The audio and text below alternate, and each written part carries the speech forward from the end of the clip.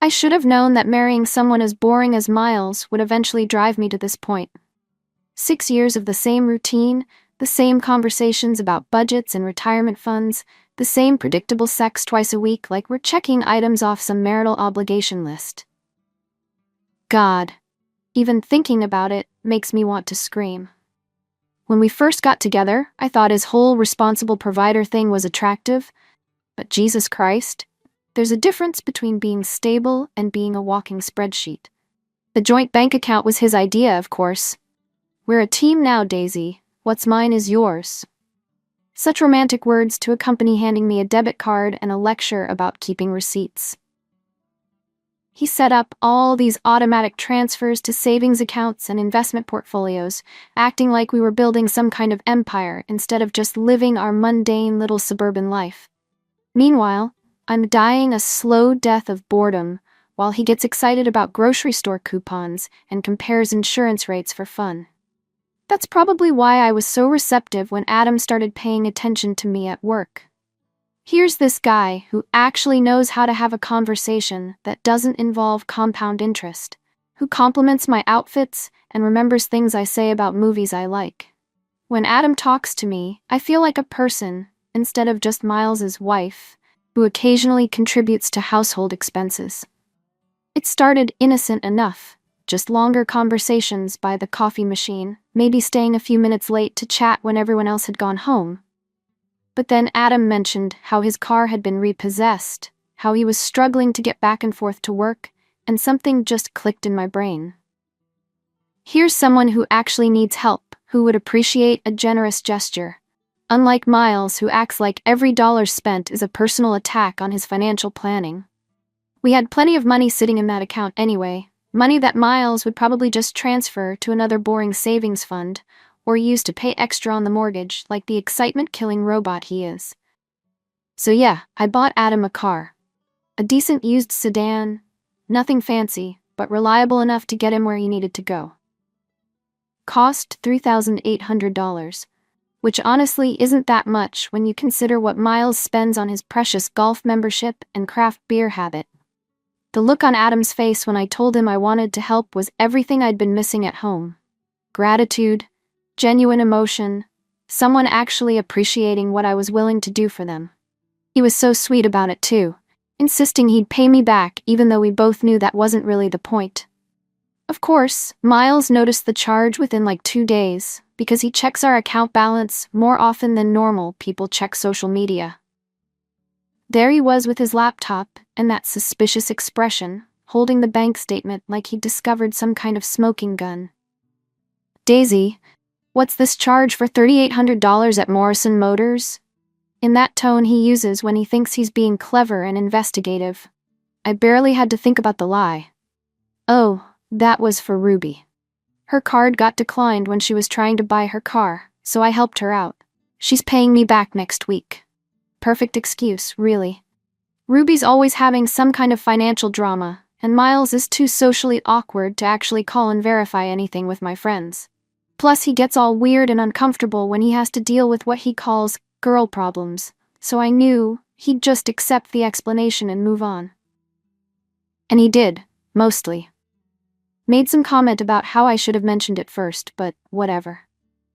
That's the thing about being married to someone so predictable. You learn exactly which buttons to push and which stories they'll buy without question.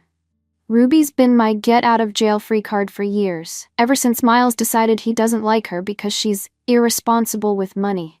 Like he's one to judge anyone's life choices. The best part was how happy it made Adam, though. He started texting me throughout the day, sending pictures of places he'd driven, thanking me over and over for changing his life. When's the last time Miles thanked me for anything? When's the last time he acted like I'd done something amazing instead of just meeting some basic expectation? Adam made me feel like a hero for doing something nice, while Miles makes me feel like a criminal for spending money we can afford to spend. Things escalated pretty naturally from there. Adam would ask if I wanted to grab lunch, nothing inappropriate, just two coworkers being friendly. Except lunch started lasting longer, and our conversations got more personal, and suddenly I'm telling him things about my marriage that I'd never said out loud before. How lonely I felt, how unappreciated, how Miles treated me more like a roommate than a wife. Adam actually listened, actually cared, actually made me feel like my feelings mattered. So when he suggested dinner at that new steakhouse downtown, the expensive one that Miles would never take me to, because he'd spend the whole time calculating how many meals we could have made at home for the same price, I didn't even hesitate. I deserved to feel special for once in my life. I deserved to be with someone who wanted to treat me like I was worth more than a fucking Olive Garden gift card and a shared appetizer. The dinner was perfect. Adam wore a suit, opened doors, ordered wine without checking prices on his phone first. We talked about books and travel and dreams, all the things that Miles dismisses as impractical nonsense. When Adam reached across the table and touched my hand, telling me how beautiful I looked, I felt more alive than I had in years. This is what romance is supposed to feel like, not scheduling sex around Miles's gym routine and pretending to be interested in his latest podcast about cryptocurrency. The bill was $1,100, which sounds like a lot until you consider that this was the first time in months someone had made me feel genuinely happy. Miles spends more than that on his stupid golf games and craft beer collection. So really, what's the difference? At least I was investing in something that actually mattered, something that made me feel like a human being instead of just a name on a bank account.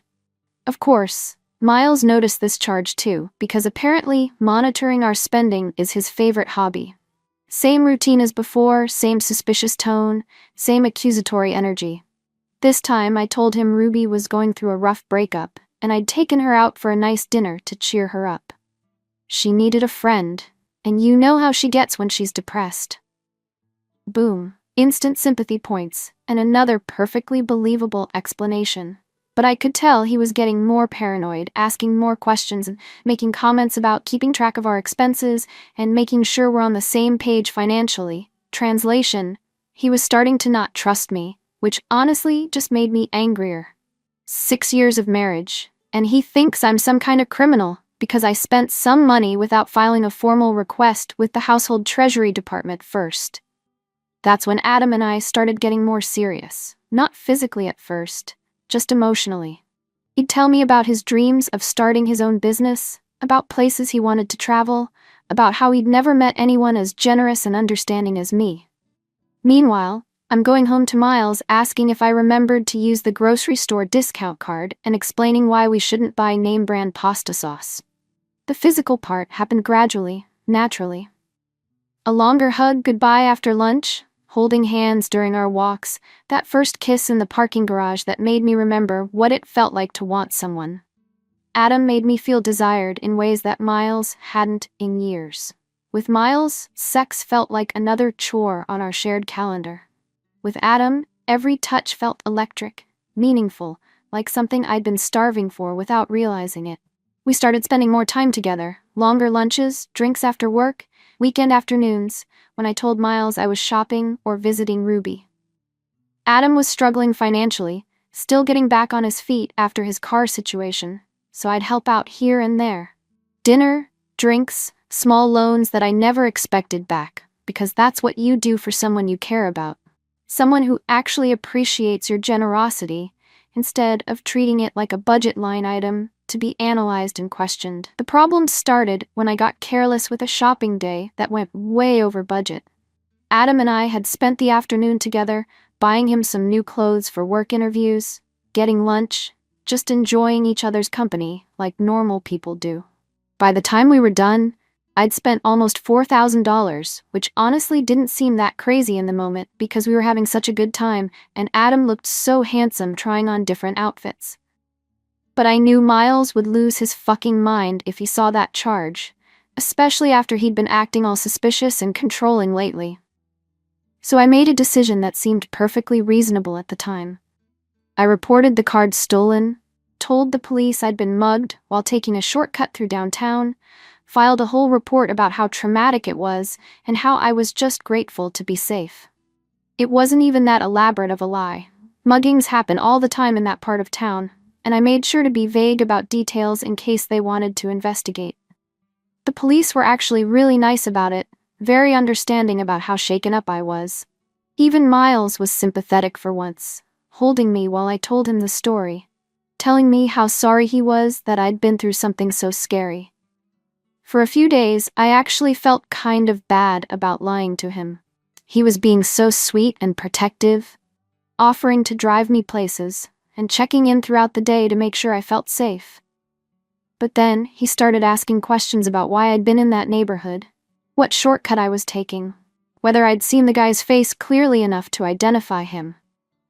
Back to his suspicious, controlling bullshit, even when I was supposedly the victim of a crime. That's when I realized I needed to be smarter about protecting myself and my relationship with Adam. If Miles was going to act like some kind of detective every time money got spent, maybe I needed to be the one managing our finances. So I suggested that I become the primary account holder, just for security reasons after the mugging. Made perfect sense. If someone had my information, wouldn't it be safer for me to monitor the accounts and make sure nothing suspicious was happening? But Miles got all weird about it, asking why that would help, suggesting we just monitor things together like always. More evidence that this was never about protecting our money and always about controlling me. He didn't want me to have independence. He wanted me to ask permission before spending a dime of money I had just as much right to as he did. Meanwhile, Adam and I were getting more serious. He'd started talking about maybe moving in together once his financial situation improved, about how different his life could be with someone who actually supported his dreams instead of shooting them down. I started imagining what it would be like to be with someone who appreciated me, who made me feel beautiful and interesting instead of just useful. That fantasy came crashing down the day Miles decided to deep clean our closet. I'd kept all the car paperwork in there, tucked away behind some old photo albums where I figured he'd never look.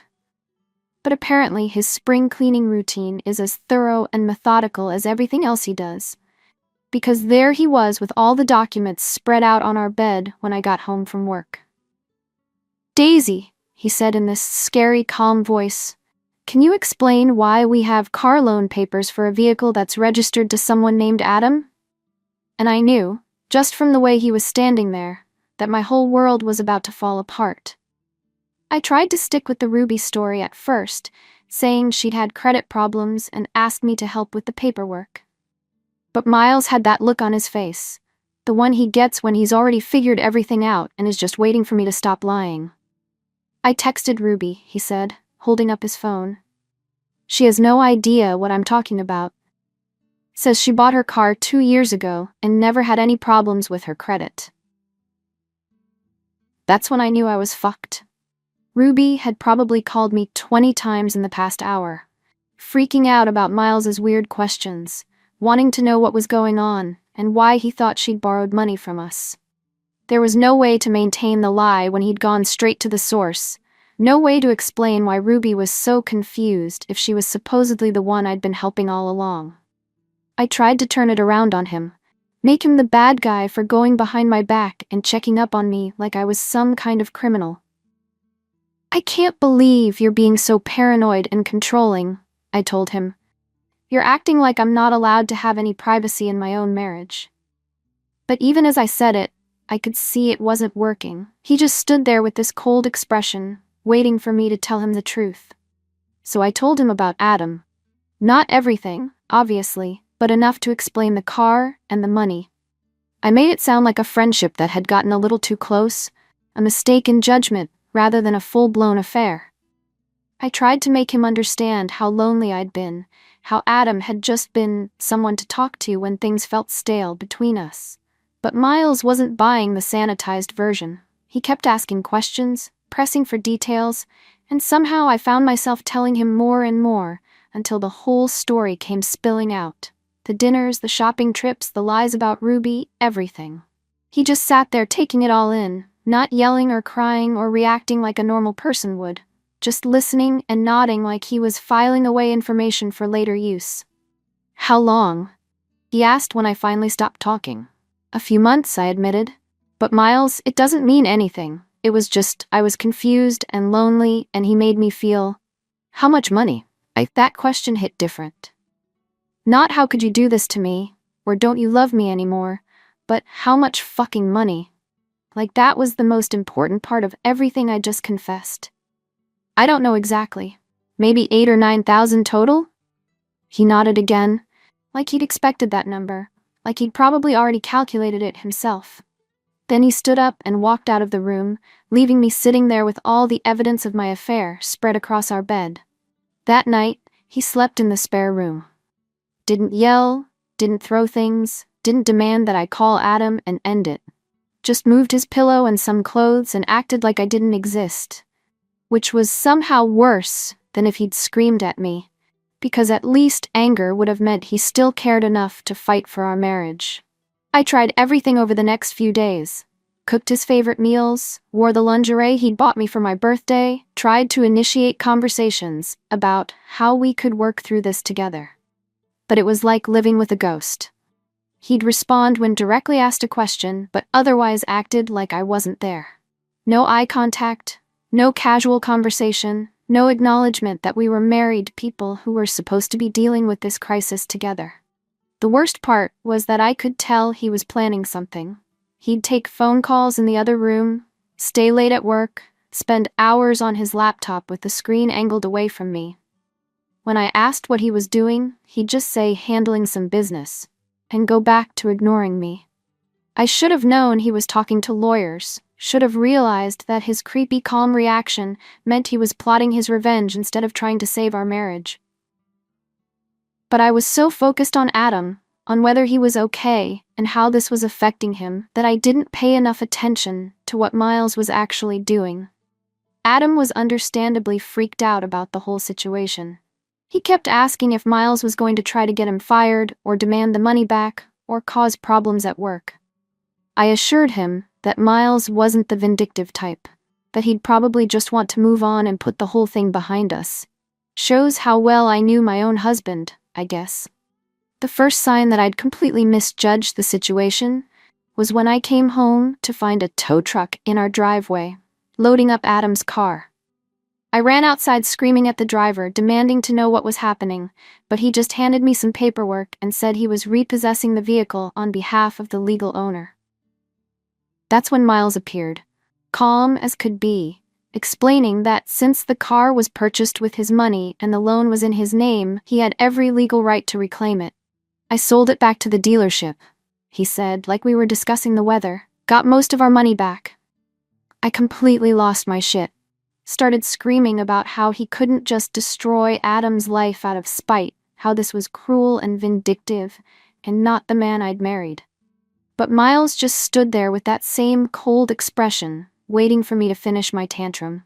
"Your boyfriend can figure out his own transportation," he said finally. "I'm done subsidizing your affair."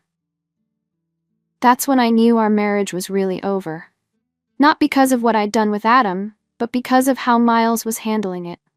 A normal person would have been hurt, would have wanted to talk through what had gone wrong between us, would have at least tried to understand why I'd felt so lonely and neglected that I'd turned to someone else.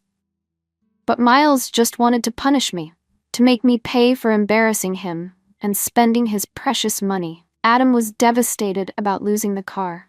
He'd been depending on it for work, had finally felt like his life was getting back on track, and now he was stranded again because of my husband's petty revenge.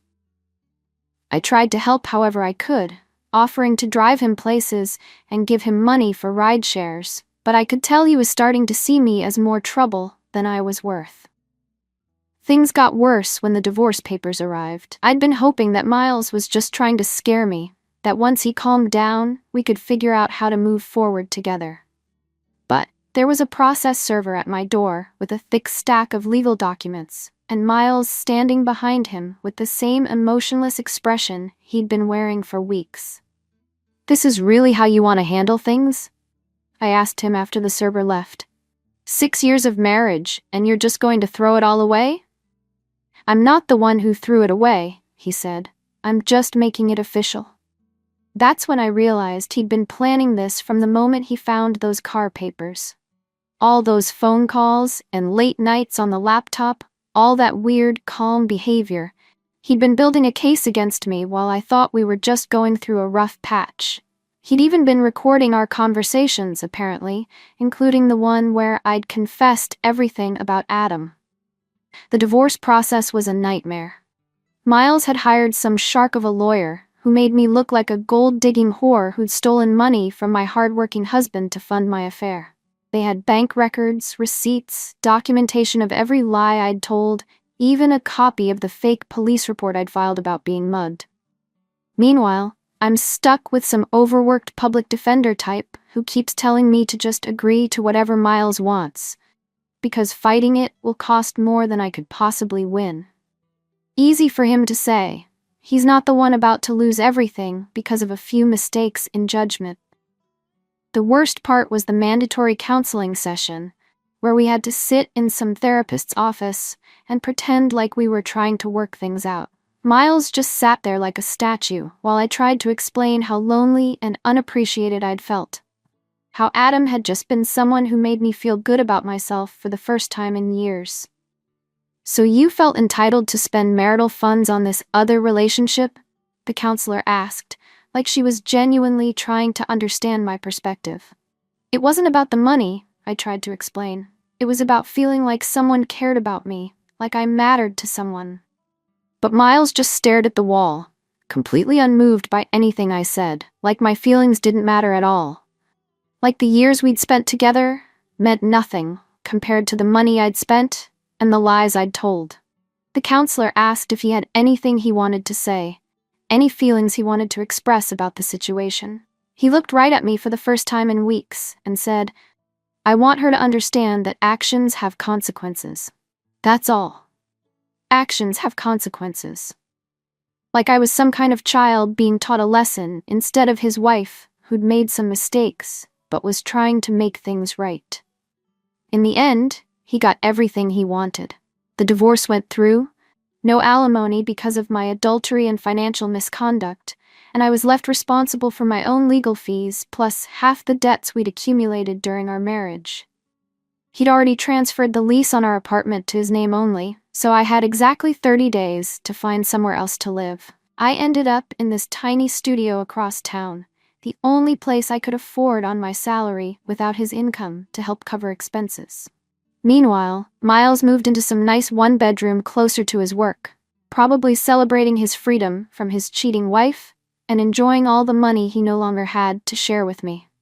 But the real kick in the teeth came a few months later, when Adam suddenly stopped returning my calls. I'd been hoping that once the divorce was final, we could finally be together properly. Maybe even move in together once I got back on my feet financially. But he started making excuses about being busy, about needing space to figure things out, about how complicated everything had become. Then I found out he'd been arrested. Turns out Adam wasn't just some unlucky guy who'd fallen on hard times. He was involved in some kind of fraud ring, using stolen credit cards and fake identities to buy cars and electronics that he'd then sell for cash. The car I'd bought him was probably just one of many he'd scammed from different women he'd been sweet-talking around town. The police wanted to interview me about my relationship with him, about the money I'd given him, and whether I'd known about his illegal activities. Like I was some kind of accomplice instead of just another victim of his lies. They made it sound like I might be in serious trouble, like buying your boyfriend a car could somehow make you an accessory to fraud. That's when I realized how completely fucked I was. Not only had I destroyed my marriage and lost my home, but I'd done it all for someone who was basically a criminal using me for money. All those romantic dinners and sweet conversations, all those promises about our future together. It was all just part of his con to get me to keep funding his lifestyle. I tried calling Miles, thinking maybe he'd help me figure out how to deal with the police situation. We'd been married for 6 years. Surely that counted for something, even if we weren't together anymore. But he wouldn't even take my calls, just let them go straight to voicemail while I left increasingly desperate messages explaining how I'd been scammed and needed his help. Finally, he called me back. "What do you want, Daisy?" "I'm in trouble," I told him. "The police think I might have been involved in Adam's fraud thing. I need help figuring out what to do." There was a long pause. Then, "You should probably get a lawyer." "I can't afford a lawyer." Miles, please, I know things ended badly between us, but I have no one else to turn to. I'm scared. Another pause. This is your mess, Daisy. You deal with it. How am I supposed to manage all this by myself? The police investigation, the legal bills, everything? I'm barely keeping my head above water as it is. You should have thought about that before you decided to cheat on me and steal money from our joint account. It wasn't stealing, it was our money, and you thought you could do whatever you wanted without consequences. Well, now you're learning different. I started crying then, really sobbing into the phone, begging him to please just help me figure out how to handle the situation. Please, Miles. I made mistakes, but I don't deserve this. I'm sorry for everything. I'm so sorry. You know what, Daisy? His voice was colder than I'd ever heard it. You should have kept your legs closed. Then he hung up. And I knew I was completely on my own. That was 6 months ago. The police investigation is still ongoing, though my lawyer thinks they probably won't charge me with anything since I can prove I didn't know about Adam's other crimes. But the legal fees are killing me, and I'm behind on rent again, and my credit is completely destroyed from all the debt I got stuck with in the divorce. Adam disappeared completely after he made bail. Probably moved on to scamming some other lonely woman in another city. Sometimes I wonder if anything he told me was true. If he ever actually cared about me at all. Or if I was just an easy mark who happened to have access to money he needed. The worst part is the loneliness. My friends got tired of hearing about my problems months ago, and my family keeps asking when I'm going to get my life together and stop making such poor decisions. Even Ruby barely talks to me anymore. Still pissed about being dragged into my lies and having to deal with Miles's suspicious phone calls.